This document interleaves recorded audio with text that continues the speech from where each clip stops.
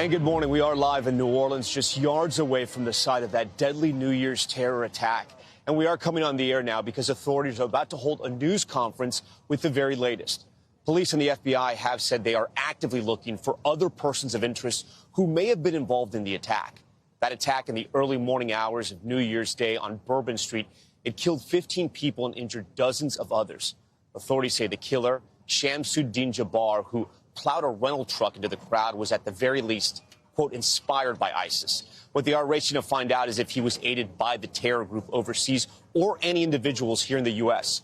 Jabbar was killed by police in a shootout during that attack.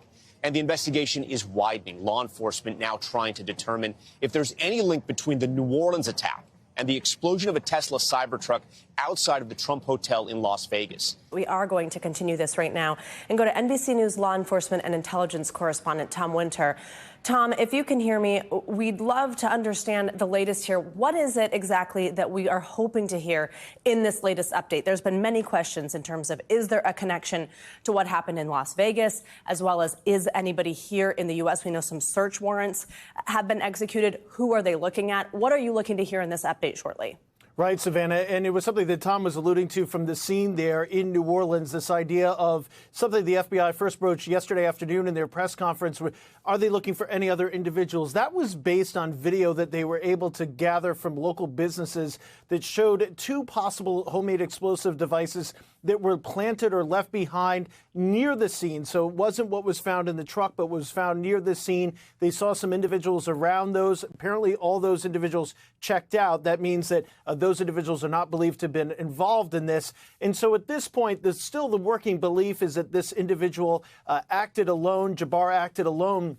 The question is, did he get any sort of support, as Tom was alluding to, from overseas when he traveled over there in 2023? Did anybody radicalize him? Did he get any sort of financial support? Those are all the traditional questions, Savannah, that we get when we're looking at an incident like this. In the Las Vegas incident, right now, there's no indication that anybody else is involved in that. And really, I think investigators are looking at these as two separate incidents, except for the fact of the commonality of how the trucks were rented, as well as the fact that both men served in the Army. Was there any sort of overlap in that Army service? Did they know each other through their Army service? If so, that's an avenue for investigators to pursue. But if not, then these do appear to be separate incidents entirely. So that's what's going on in law enforcement circles right now. We want to get more clarity from Louisiana authorities. They seem to suggest, the Attorney General, in interviews with our own Lester Holt last night, that there may have been individuals who were at the Airbnb where this suspect stayed leading up to this vehicle ramming attack. So the question is, was there anybody else that was coming in or out, or perhaps they were there to make food deliveries or other types of deliveries, and they have no nexus to this investigation or individual as well?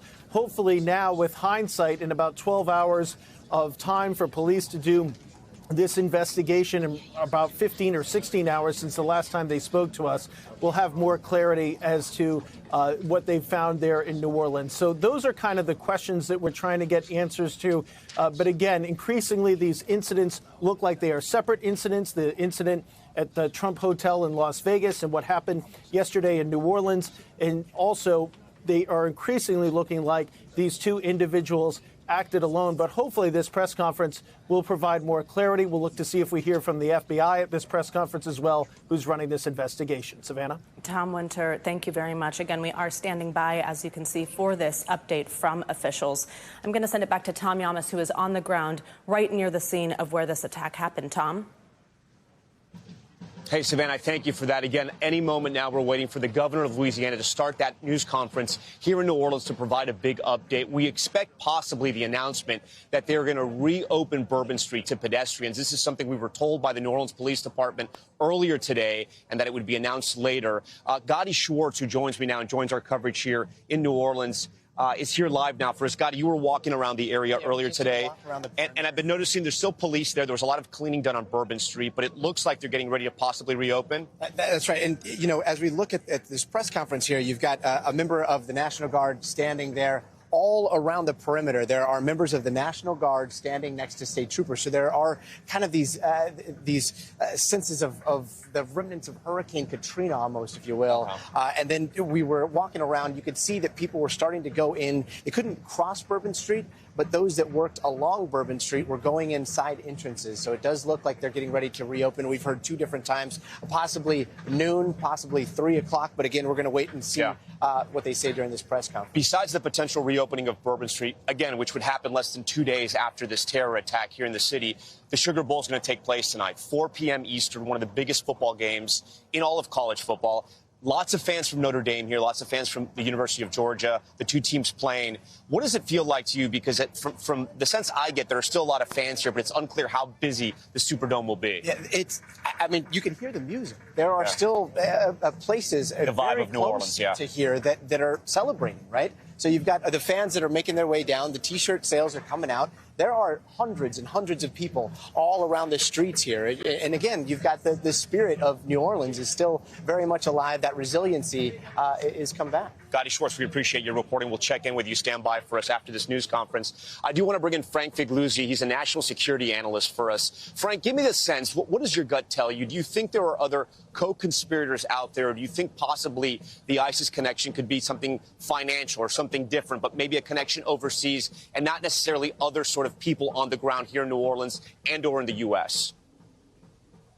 Yeah, that's, of course, the answer we all are looking for, particularly as, the final decision's made to carry out the Sugar Bowl today. So, look, it's too early, I think, for the FBI to say definitively this man acted alone. That would be wonderful, but I don't expect it because it would just be too fast. The question is whether or not his self-association with ISIS really means that there was some cell operating. There's no evidence of that right now. There's been a lot of rumor intelligence around people in and out of the Airbnb. They've got to run that down. Frank, I'm going to pause you there for a second. It looks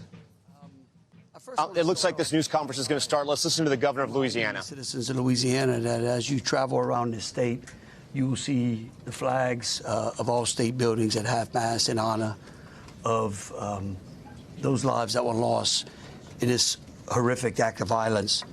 I also think that it's important to remember that what happened yesterday was akin to those who are old enough to remember jigsaw puzzles, and that you would take a 1,000-piece jigsaw puzzle and you empty the box, and you've got to start sifting through those pieces, and you want to start, if you're real good, you start at the corners, right?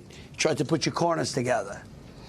And from yesterday to today, over 1,000 law enforcement agents and officers, men and women, have been poring over countless amounts of data, of videos, of surveillances, interviews, tracking down every possible lead that came to us, whether it was the New Orleans Police Department, the Louisiana State Police, the FBI, or our other federal agencies. Also, yesterday, I issued an emergency declaration. That declaration was meant to streamline resources and communications between state, local, and federal partners. And we're seeing the results of it. I also would like to remind everyone that what's going on in this city and this state is twofold. We've got an active criminal investigation going on, while we're also continuing to secure the city in preparation for 3 o'clock kickoff time for the Sugar Bowl. With that, I would also remind those who are in the city that as far as state resources are concerned, we have the Louisiana State Police, the Louisiana National Guard, which was part of that emergency declaration, which allowed us to put an entire MP company on the ground. Those become force multipliers, is what we call that in law enforcement and the military. That helps to add to the resources that we have. Wildlife and Fisheries, the Department of Corrections, DSF, DHS, our Veterans Affairs, our Probation and Parole, all state agencies. Any state agency who has post-certified officers are here in this city to help secure this city. And so with that, I would like to turn it over to Christopher Rea, who is the Deputy Assistant Director of the FBI's Counter Terrorism Division. Chris? Thank you, Governor Landry.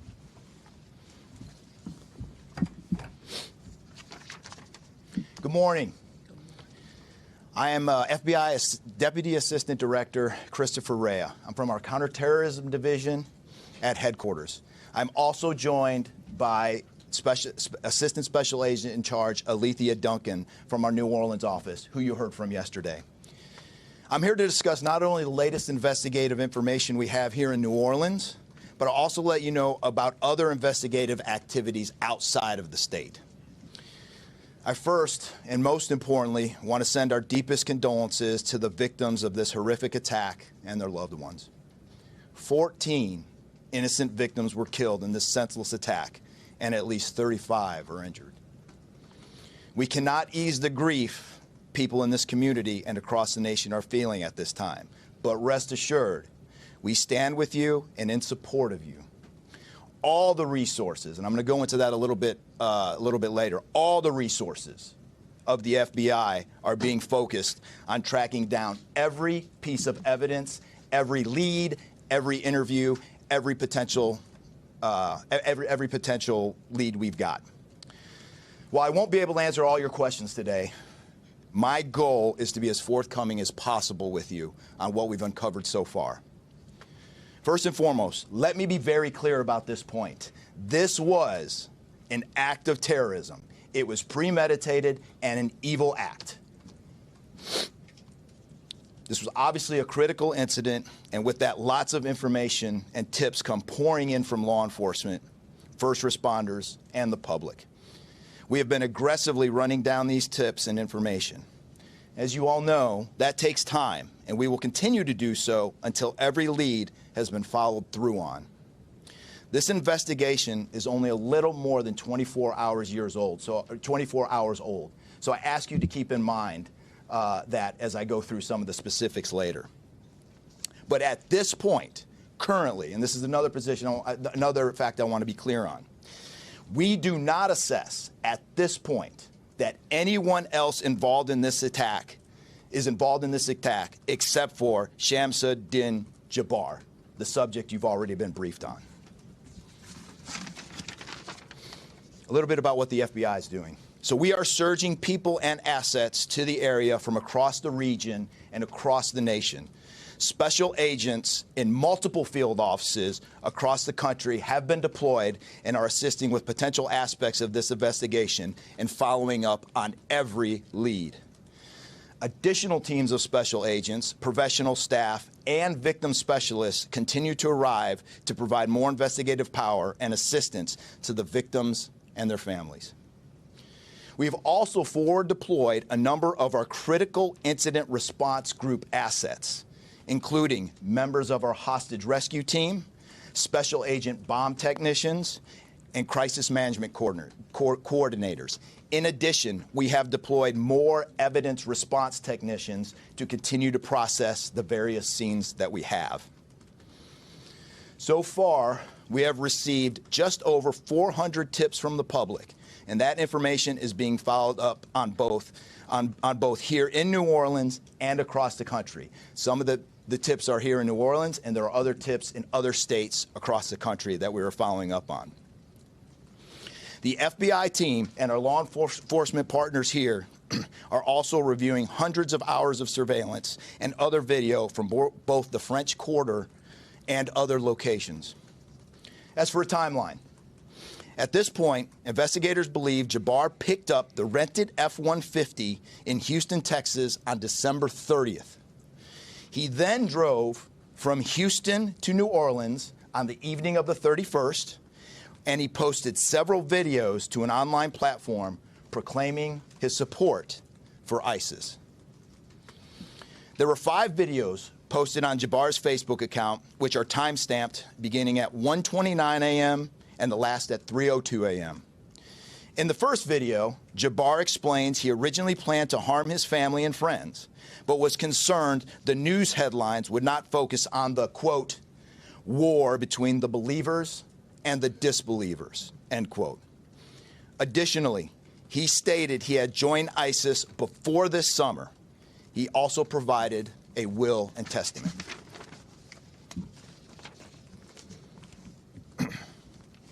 FBI and ATF.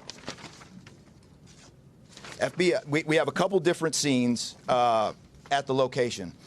We have released the scene at Bourbon Street. That scene has been released. We also have a scene off of Mandeville Address where we're currently searching that scene right now. FBI and ATF agents have secured that house, and that location is being searched for potential evidence. On New Year's morning, Jabbar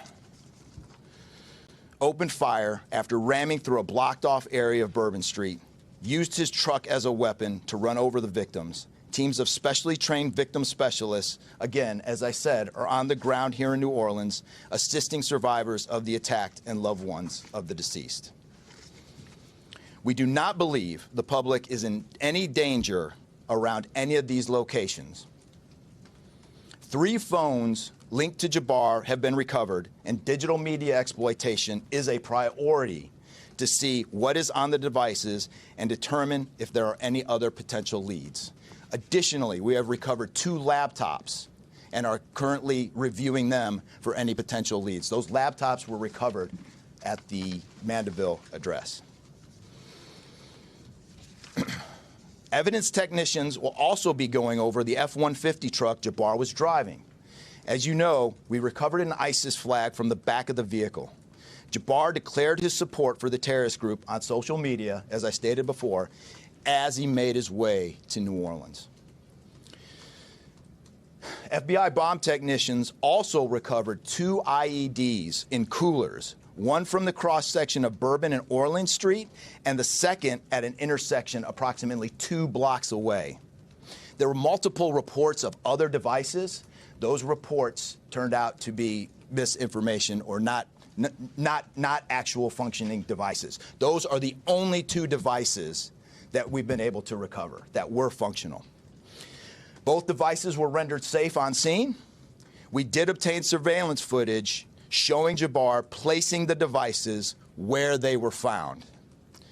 2 other, as I said before, 2 other items of interest were determined not to be IEDs.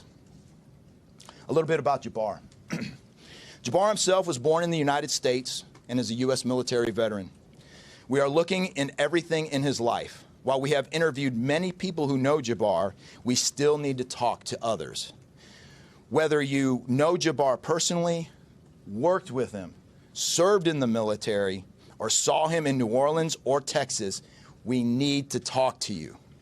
You may not think you have relevant information, but what you know could tie in to one of our investigative leads. Specifically, we want to talk to anyone who was in the French Quarter on New Year's Eve or early on New Year's Day. That includes people spotted near one of the 2 IEDs on Bourbon Street. The IED was inside a cooler, and many people stopped and looked at the cooler and then continued on their way.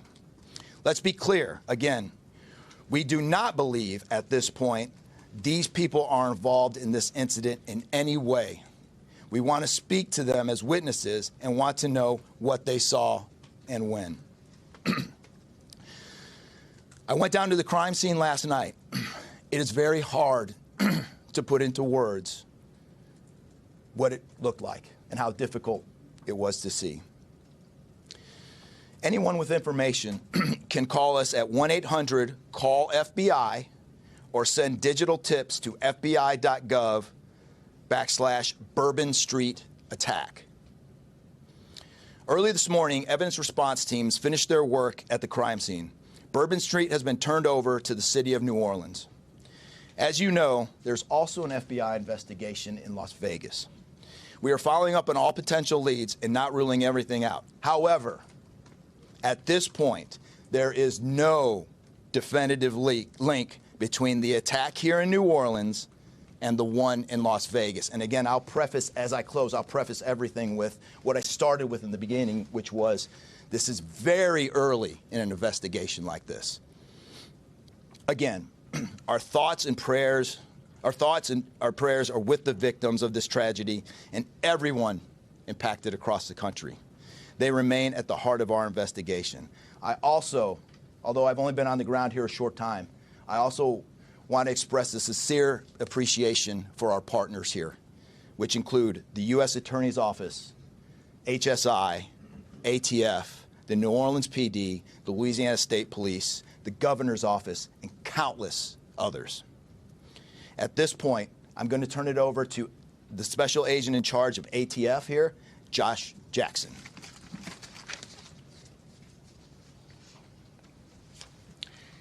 Hey, good afternoon. As stated, my name is Joshua Jackson. I am the Special Agent in charge for the ATF New Orleans Field Division. And ATF's primary mission is preventing, reducing, and solving violent crime throughout the United States and abroad. Solving part is the focus of this investigation. ATF resources that have been brought to bear to the city and to focus with our federal, state, and local partners have been our national response team. We spoke about the scene that's still being processed now. The national response team of ATF is a team of certified fire investigators, certified explosive specialists, fire engineers, electrical engineers. These folks will give us additional investigative leads to help the investigative team identify what happened at the location in Mandeville and identify how that fire started and move the investigation forward from there. Additional resources that ATF has brought to bear into the city is our ATF Special Response Team. This is a tactical team capable of handling any sort of enforcement operation. This team is deployed, on set, and ready for the Sugar Bowl today. This team is also made available to the Louisiana State Police and also New Orleans Police Department to assist with any efforts that they may have during this period. Additional resources, as the governor alluded to, he executed executive powers and had an emergency declared to where ATF was able to tap in to Emergency Support Function 13 resources. This allowed us to bring additional explosive detection canines so that we can safely sweep the city and safely sweep the Super Bowl in preparation for the game today. These resources will still be in the city as we lead up to the Super Bowl and through Mardi Gras. These type of ATF resources will be here. The last resources the ATF has brought to bear, and probably the most important one, is our victim witness coordinators. These folks come in and they provide resources to the victims and the family members that have suffered greatly during this tragedy. The entire city hurts, but the victims and the family members are in need of resources and care long after this investigation wraps up. This time next year to be hard for the families and friends who suffered during this event. So our victim witness coordinators are working with the FBI, the City of New Orleans coordinators to provide resources to these folks out here. And as we move forward, ATF will be committed. We will work with the investigative team moving this investigation forward, but also we'll be here to make sure the city is safe and prepared as we move into the Super Bowl. And with that, I'm going to turn it over to our mayor of this great city, New Orleans. Madam Mayor. Thank you so much. Thank you so much. Well, good morning once again. And I just want to just echo my thank yous to the unified command of our law enforcement partners and at every single level, federal, state, and governor. Governor, thank you for your partnership. Yeah, thank you.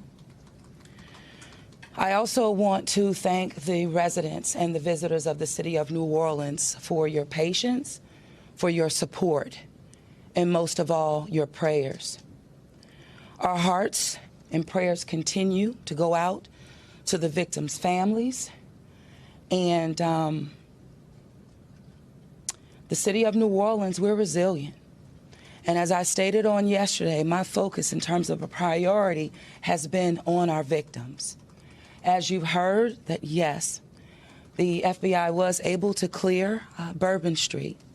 And what that meant also for me in this city was that we were able to remove our victims, identify them, and notify their families. Real reverence. They mattered, the families matter, and matter to the city of New Orleans. In addition to that, I want to just thank again our federal partners in Washington listening to my plea personally for the additional resources to allow for the scene to be cleared, and again, attending to our victims. I walked by each one, and I did the sign of cross in my own way, because reverence, again, is important.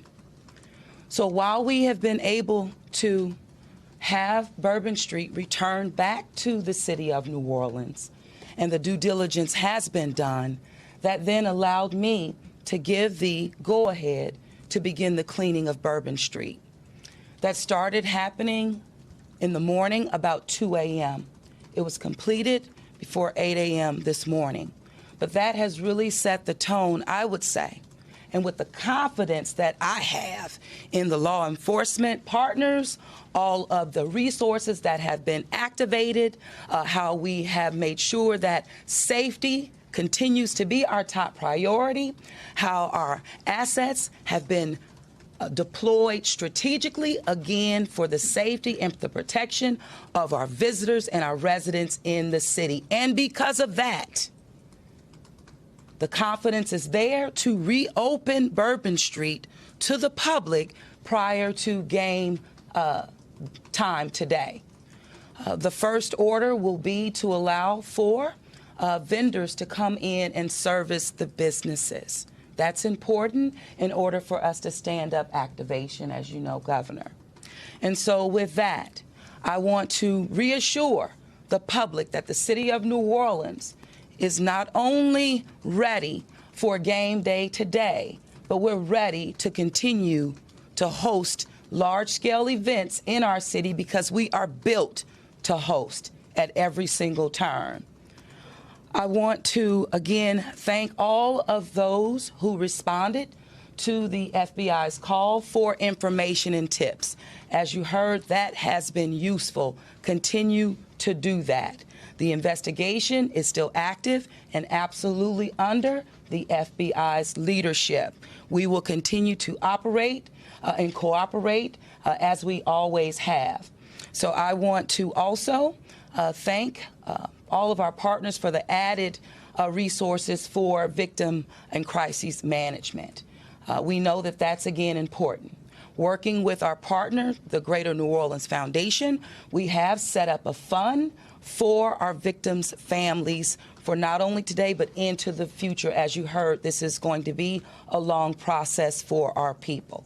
So with that, the city of New Orleans, and with all of my confidence, we are ready. And we could not get here, again, without the unified presence, support, and cooperation. We are stronger together.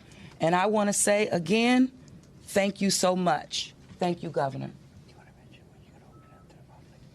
So once again, the governor would like me to reiterate that Bourbon Street will be prepared for full activation before game time today. We know 3 p.m., so we're working towards 2:30 p.m. But prior to game time, the kickoff, Bourbon Street will be restored. So we're hard at work now. Our teams are now, and of course, working with our business community to serve our public and serve our residents and our visitors alike.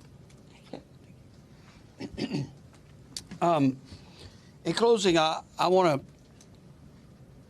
rest people assured.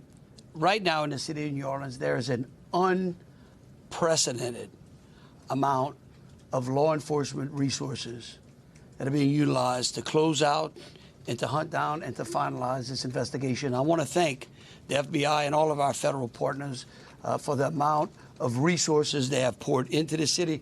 This type of event can happen in any city. And that's the tragedy of it. And I think it's important for people to understand that to protect our citizens in America from evil, you have to crush it. You can't go out there and placate it. You can't go out there and say, oh, I'm going to put this in place and that in place and hope that evil doesn't show up on your doorstep, because it will. You have to crush it. And that's what we're going to do here. We're going to put it all behind us. We're going to continue to keep the victims, those that are in the hospital, either fighting for their lives or trying to recover, in our thoughts and in our prayers. But you know, this morning, and I don't want to single out just one news source, but I just happened to turn on Fox and Friends, and there was a young man who was interviewed who was actually on Bourbon Street during this horrific act of terrorism. And they closed out by asking him, what now? And I think he summed it up. He said, look, we can't live in fear, because fear will paralyze us. He said, we come down to the city to enjoy ourselves and to entertain ourselves and to be with our friends and with our families, because that's who we are. Louisiana invented hospitality. The people of this city care for each other. And believe you me, we care about each one of the lives that were lost in the city of that. We will never forget them. But it would be a tragedy if we let their losses be snuffed out because of fear. This city will be back. We'll be open to family and friends and loved ones who want some time to relax from the pressures of life. And so today, we're going to have us a sugar bowl. We're going to enjoy ourselves. We're going to keep those, again, who have lost loved ones in mind. And we're going to get on to the business of this city and this great country. With that, I'll take any questions. Governor, this is for you and the Assistant Director. The message has really changed since yesterday. Yesterday, the FBI said that people should be vigilant, that he did not act alone, that he likely had help. And now you're coming out the very next day and saying he was a lone wolf, everything is safe, the game moves on, everybody had a good time. How can you be so sure just 12 hours later? Well, we're going to bring him up. All right, but here's what I want to remind everyone. Like I was a deputy sheriff. All right, I worked in a jail, I worked on the street, I worked on the interstate, I served warrants. I can tell you, look, in today's world, I get it. Information, we get information like that. Everybody lives in a 15-second TikTok video. We think that life operates like it does on our phones, and it just doesn't. Information changes. In fact, that's why we ask the media for patience.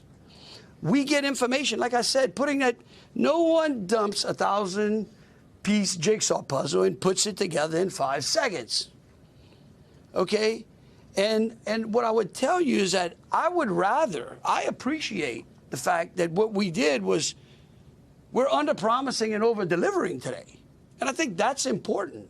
And I want to remind something. Look, because over the last decade, law enforcement has taken it on the chin, unfairly. And there are great men and women serving in the FBI, in ATF, in Louisiana State Police, in New Orleans PD. Our sheriffs have been unbelievable in this. And I tell you, they want to protect you all. And we have to trust them. And sometimes the information we put out, we end up finding out that it may be incorrect. But guess what? What we're doing here is something that I think is important. It's called transparency. And look, something may change again. Here's what I do know, though. Right now, this is one of the safest places on earth. That doesn't mean that nothing can't happen.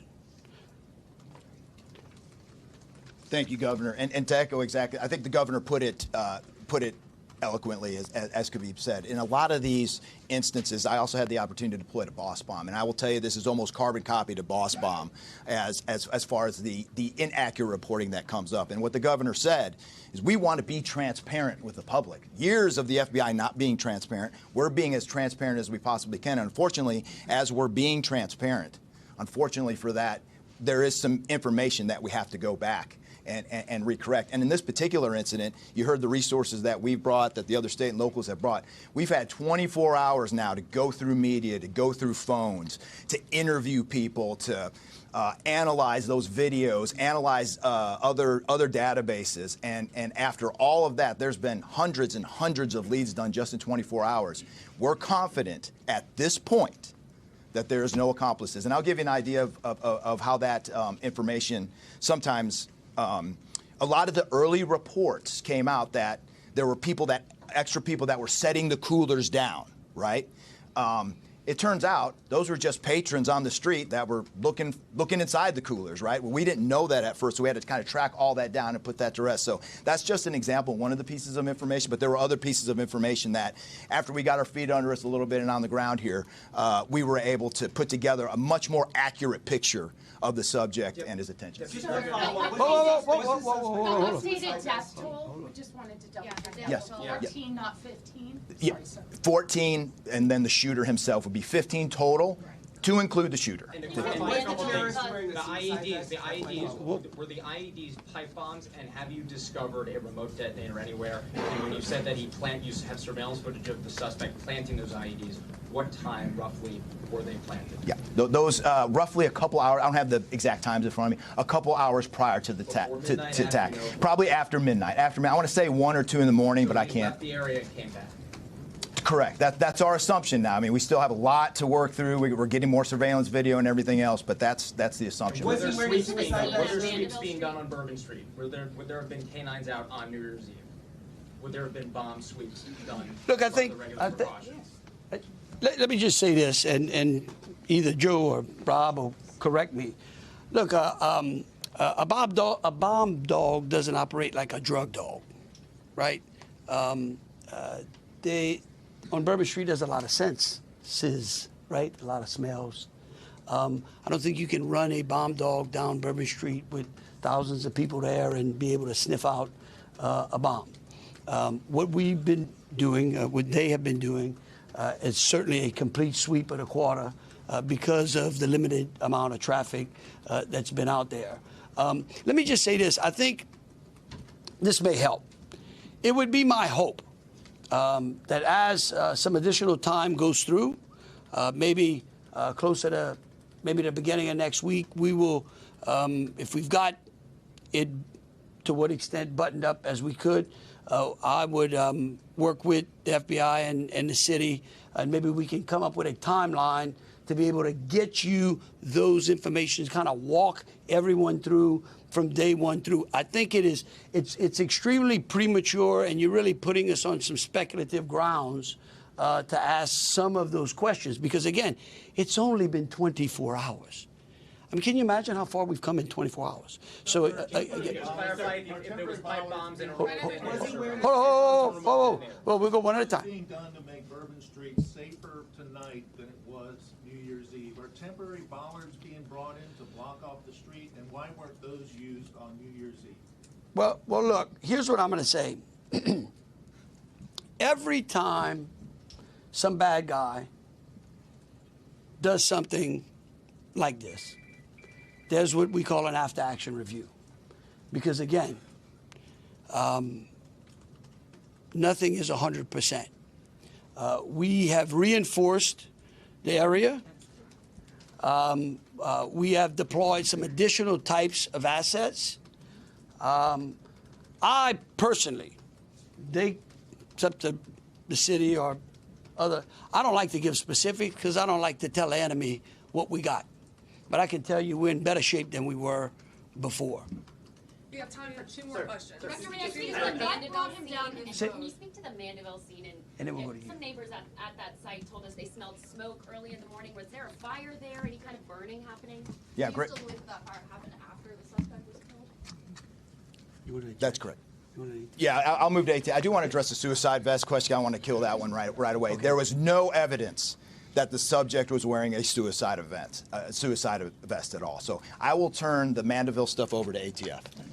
Yeah, as to the fire at the Mandeville scene, so our working theory now is that the fire started after Jabbar was already deceased. There's a lot of different ways that can happen. You could have different time devices. You could have a long cord that extended that time. You could also have pressure cookers that were put on top of the stove filled with gasoline, and then it went off. There's a lot of different ways to do it, but that is why our ATF National Response Team is here to answer those questions and get that investigative lead back to our team. So more to come on that. We're still processing that scene. We're out there right now. Are you able to sense what type of how he became radicalized over all of this time? What brought him to Bourbon Street? Do we understand? Was there any international travel involved? What led him down this path to this sort of radicalization? Sure, a lot of questions we're still asking ourselves. We know that he specifically picked out Bourbon Street. Not quite sure why. I mean, I think one can assume that it was lots of people New Year's Eve, with a target for an attack. That's the stuff in the coming days as far as that path to radicalization that we're really going to be digging into and making a priority of. So what I can tell you right now is that he was 100% inspired by ISIS, and so we're digging through more of the social media, more interviews, working with some of our other partners to ascertain just how to ascertain a little bit more about that connection. Oh, we're gonna do one more. Kate. Right there. You've had your hand up for a while. Sir. Thank you. I appreciate it. Yeah. It's actually for Special Agent Ryan.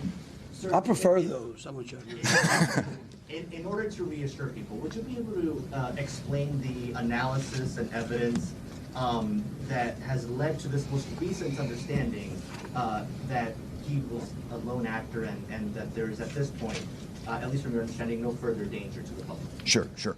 I think a lot of that, multiple interviews, the hundreds of interviews that we've conducted so far, the social media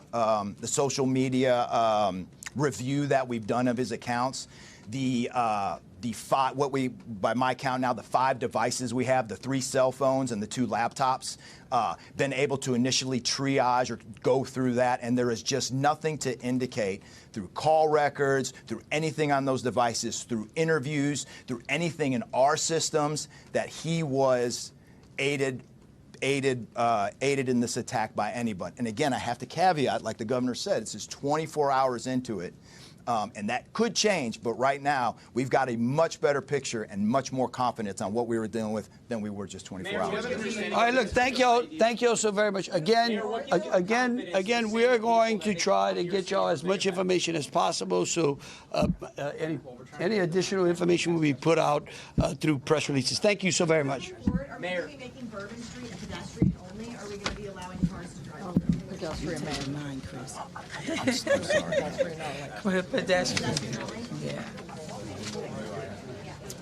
Okay, we've just been listening to the governor of Louisiana along with FBI officials and local officials here in New Orleans. We've learned a lot of new information.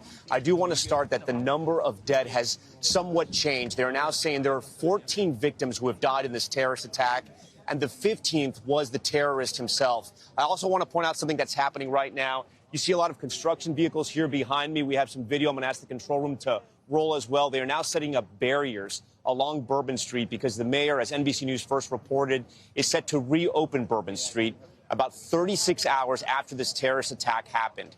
We understand it's going to open at 2:30 local, 3:30 Eastern, just before the start of the Sugar Bowl. Officials saying they feel this area is now secure. My colleague Gotti Schwartz was out there on Bourbon Street witnessing them putting down the barriers. They're also putting them at the corner of where that terrorist jumped the curb and got onto Bourbon Street. So essentially on the sidewalks as well. They are reinforcing Bourbon Street. And a lot of people are going to be asking why they didn't do this before New Year's Eve, why this had to be done after 14 people were killed in that terrorist attack.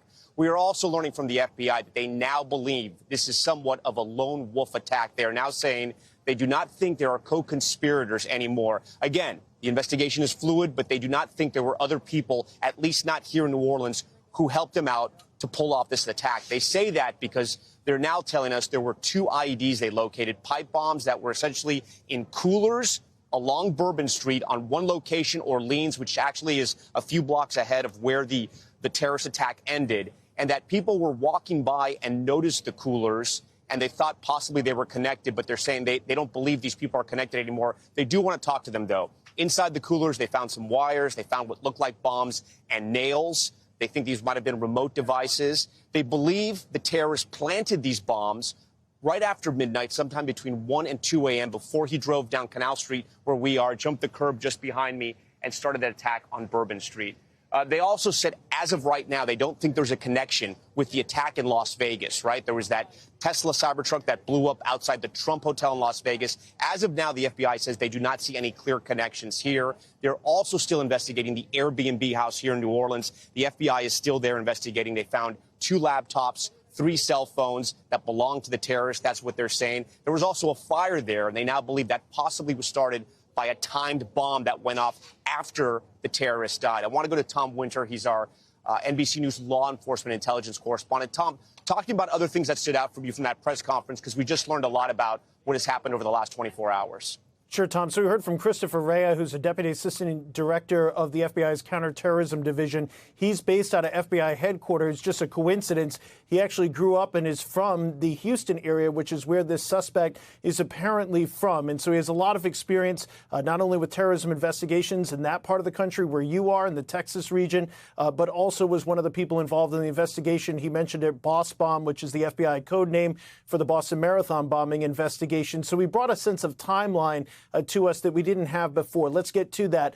On December 30th, apparently this suspect picks up the pickup truck that was used in the attack.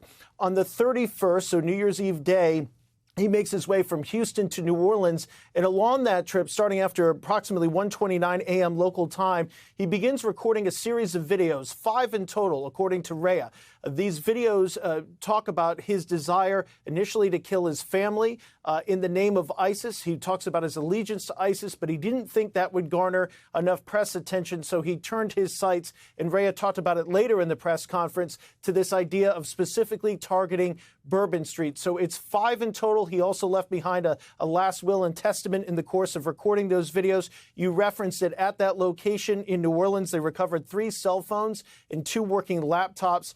The IEDs that they found, they were able to go back and look at surveillance video and actually found that he placed them there. The question is whether or not they would have been remote detonated, that they would have gone off by him triggering something. We've seen that in other terrorist attacks. It is in terrorist propaganda on how to build those.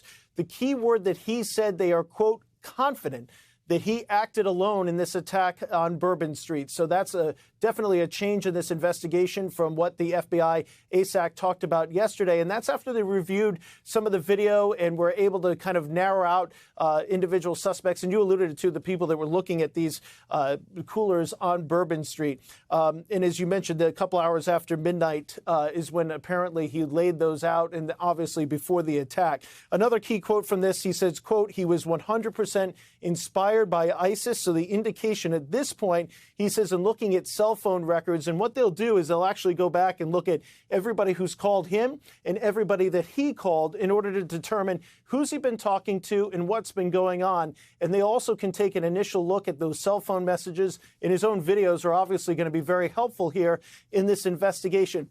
Putting all that evidence together, what Ray is telling you here, Tom, is that they have gotten to a point in this investigation where they think, 1, he wasn't directed by ISIS abroad, and 2, that he was acting alone, with the caveat, as you mentioned, coming right out of that press conference, that it is early in this investigation. One last thing I'll mention, the quote on Las Vegas is there is no definitive link so far, but it's very early in that investigation between what happened at the Trump Hotel, the explosion of a Cybertruck, and what happened in New Orleans yesterday. There are evidentiary coincidences between the two. There are active searches that are going on for the individual that rented that Cybertruck, his home in Colorado. There's active law enforcement activity in the Houston area where the New Orleans suspect is from. But at this stage, there's no definitive link between the two. Again, the big caveat that these things change over time.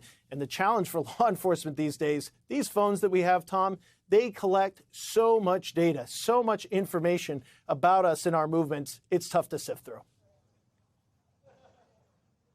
All right. We thank you for that, Tom. I want to bring in Tim Gallagher. He's a former FBI special agent in charge of Newark, New Jersey. Tim, I first want to start with Bourbon Street, right? They're going to reopen Bourbon Street 36 hours after this terror attack that killed so many people. Is that the right call? Well, sure. Thanks for having me on. And you know, like when we spoke yesterday, it's New Orleans is going to be one of the safest places in the country to be right now. It on lockdown, and having been in cities post-attack, It's the sense of vigilance of everybody on the street, law enforcement, and not living in fear. Like let's conduct the investigation. Eye towards keeping the focus on public safety, but let's move forward. Tim, I do want to ask you, it feels like the terrorist had some type of training, right? He seemed to know a lot about explosive devices. He seemed to have figured out a plan. He seemed to have known how to pull this off. Do you think someone can just get that from being radicalized online by ISIS, or do you think it has to be something more in depth as far as training goes to pull off something like this? Well, we've seen this over the last 15 years. Individuals based in the U.S. becoming radicalized. The materials are all out there online. These terrorist organizations such as ISIS, they put step-by-step instructions out there on how to put together explosive devices, how to conduct these attacks. This is nothing new. And then you combine that with some military training, which this individual would have received over the years. That would probably give him enough to pull this off. Tim Gallagher, we thank you for that. I want to head over to NBC's Morgan Chesky. He's reporting live from Las Vegas. Morgan, I know you heard in that news conference the FBI is saying it doesn't look like there's any link between what happened here in New Orleans and what happened where you are in Las Vegas. But I know you have some new reporting about who rented that Tesla Cybertruck.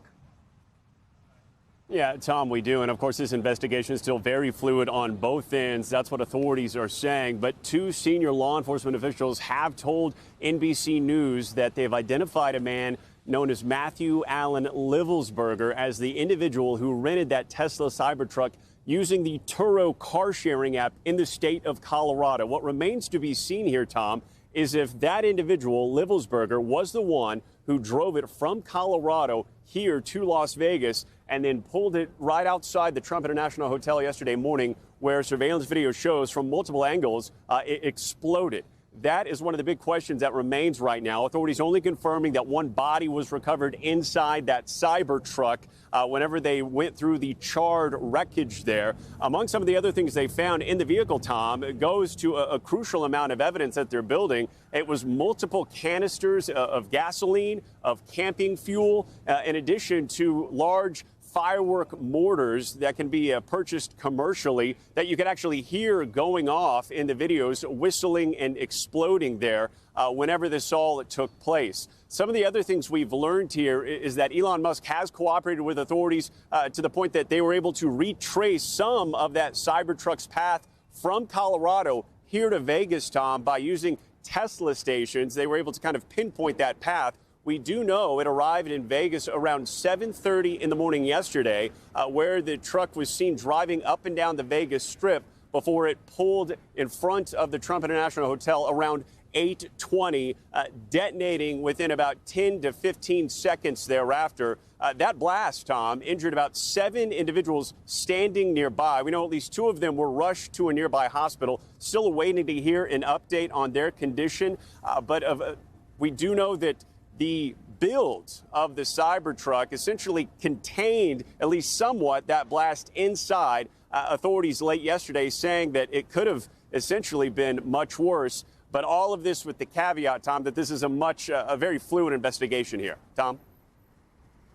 Okay, Morgan Chesky with that new reporting out of Las Vegas. Morgan, we thank you for that. I do want to bring in Gotti Schwartz. He's been looking over at Bourbon Street just behind us now when they were putting those barriers down. Gotti, what else did you see? Yeah, so you've got a crowd over there that's watching these barriers go up, and 2 of those barriers went up in the exact same spot as that truck jumped the curve going around the police car and headed down towards Bourbon Street. There are 2 barriers standing there, and there are people that are talking about where were these a few days ago? Where were these yesterday? So there's already this sense of, hey, if this is so easy to fix, why wasn't this done earlier? And now those barriers are going up all the way down Bourbon Street. There's about 7 or 8 blocks that they've got to put these barriers up. But we're looking at the timing at about 2:30 is when they want to open up Bourbon Street again, which is right before kickoff. So it looks like Bourbon Street's going to be reopening. Yeah, and to give the viewers some context here, at issue is those bollards, right? They were those stainless steel poles that essentially stand out in the middle of the street so vehicles can't pass through. They were all along Bourbon Street for years. They decided to replace them in a rush before the Super Bowl, so they took them all down, and there was nothing there. And as we've seen in the surveillance videos, as we've seen in the eyewitness videos, the terrorist in that pickup truck was able to just zoom down Bourbon Street and kill up to 14 people, as we now know. And one thing that we heard yesterday from officials is that there are also those wedges that can be put up. They're temporary wedges that kind of raise and lower, Right, and lower. those hydraulic lifts, yeah. They were saying that they were having problems with them, mechanical problems, and so they didn't want to put those up in case an ambulance had to get in and there was an incident that happened where people needed to be transported out. But again, hindsight 2020, and people watching these things going up, asking the question that so many people have: if it's so easy to fix, why wasn't this done earlier? Gadi Schwartz, first, I know you're going to continue your reporting and anchoring from here as well. We do want to mention that the FBI is asking for any help on this. If you knew the terrorists, if you had any interactions with them, they've received more than 400 tips, but they want to talk to more people because they want to understand why this man chose New Orleans, why he became radicalized, and why he decided to kill Americans. That concludes this special report. More coverage ahead on NBC News Daily and our streaming channel, NBC News Now, as well as online at NBCnews.com. And there will be much more tonight on Nightly News and on Top Story. For now, I'm Tom Yamas in New Orleans. Thanks for watching. Stay updated about breaking news and top stories on the NBC News app or follow us on social media.